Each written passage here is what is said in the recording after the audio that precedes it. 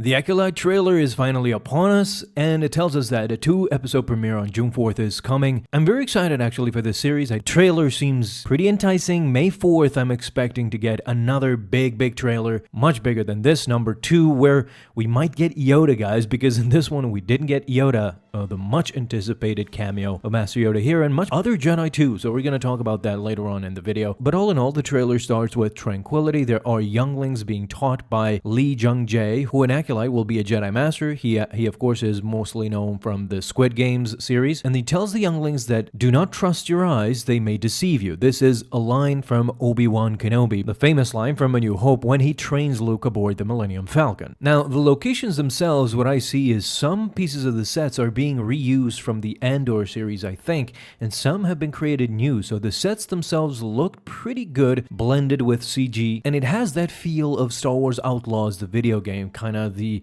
rural part of where the Jedi Knights and Jedi Padawans will roam around trying to protect anyone throughout the galaxy. This is, of course, the High Republic era, or the end of the High Republic era. If I'm not mistaken, is less than 100 years from the Phantom Menace, about 88 ABY, so at this time there are no Sith for millennia, and the Jedi are pretty prominent. So the new quote-unquote villain for this series, because I see her potential somewhat being in the middle there. This new villain is called May, and she is determined in killing all of the Jedi. Now, we don't know if she is going after them specifically by name, one by one, or is she just encountering Jedi wherever she can. But of course, the first Jedi we see her confronting is Carrie-Anne Moss, the much-anticipated debut of Trinity from Matrix in the Star Wars galaxy. Now, all we need is Keanu Reeves to be in Star Wars as Darth Revan, and that's a Matrix reunion right there. What we learn from the fight between May and Carrie-Anne's Jedi is essentially don't bring a knife to a Force fight, because Jedi Master Indara, played by Carrie-Anne, dominated May in all facets. What I was really interested in, though, was similar to Carrie-Anne and Lee Jung later on, they fight May, played by Amanda Stenberg. The emphasis on martial arts fighting in this series seems to be pretty prominent. We're going to see some great choreography, some great Matrix-style choreography from these guys. Trinity is all going to be all up in that because she has muscle memory from the Matrix, so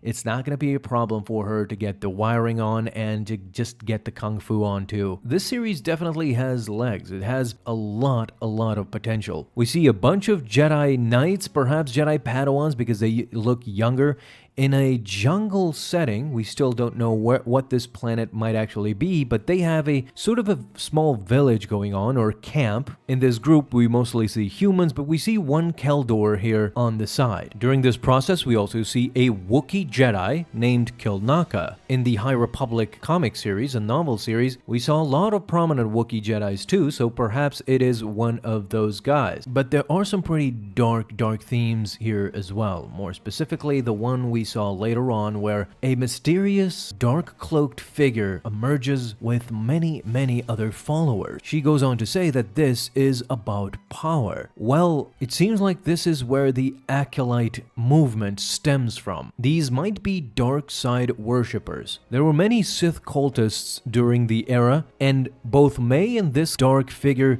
could be the ones that are getting orders from this person, this mysterious person standing atop a cliff on a very familiar planet, which definitely seems to be Ahch-To in my opinion. It has similar vibes, similar hills. I think this is definitely Ahch-To because even when Luke resided there, when we saw him in the sequels, there was even a Jedi temple. So there's a lot more to that place that the Acolyte might actually explore. But who is this figure? Because we don't see who it is. I think it is a human by the silhouette, but we actually don't know who it is. And my first thought was actually that it could be a younger Palpatine, but then again, the timeline itself, it's still yet completely verified, so I don't know if the timeline is there for a younger Palpatine who is teaching May, this dark side cultist, more than she should know, and the others to go and kill Jedi, but perhaps it's a completely new character. I don't know why, but I get the feeling that May will not go through entirely being evil in this series. I think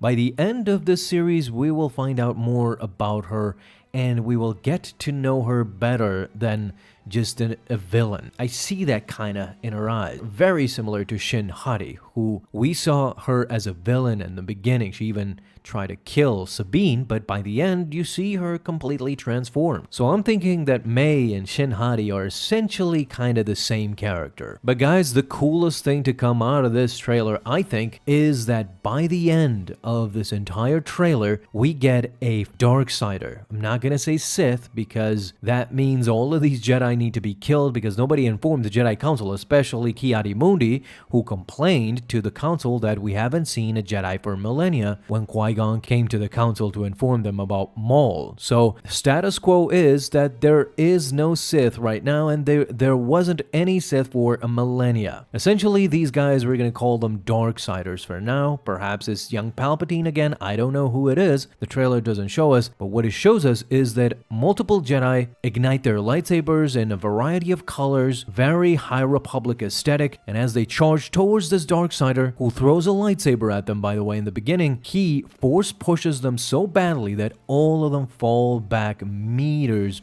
back. So it essentially symbolizes that this Darksider is extremely powerful and nothing to be messed with. If he can force push multiple Jedi back and shake the ground essentially, then who knows how powerful this guy really is, or this gal. So we're gonna see in the next trailer. What I want to see in the next trailer, well, I really want to see more prominent Jedi. In this trailer, we got to see the newcomers, and that's great.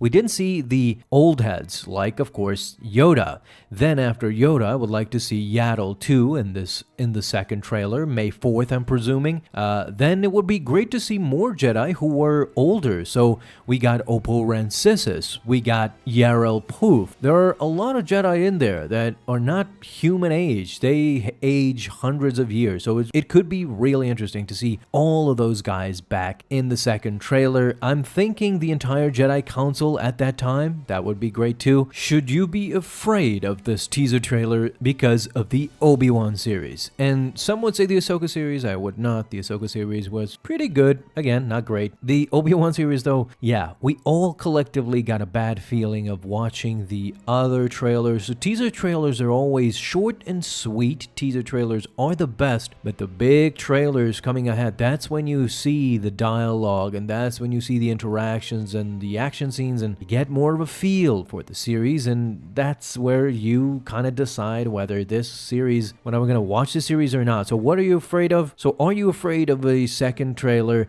being disappointing like the Obi-Wan series, where when it came out, it was just, really sluggish, really bad dialogue, really bad action. It just wasn't up to par. All that series gave us is a fight between Darth Vader and Obi-Wan. Pretty much that's it. And even that fight in the end ends in a double cliffhanger. I don't know even what to call it. So how much has, all these previous TV series have gotten you being cautious? Do you believe that this series will be great by this teaser, by watching this teaser, or are you cautious and just are waiting to see more? Talk to me. What do you want to see in the second trailer?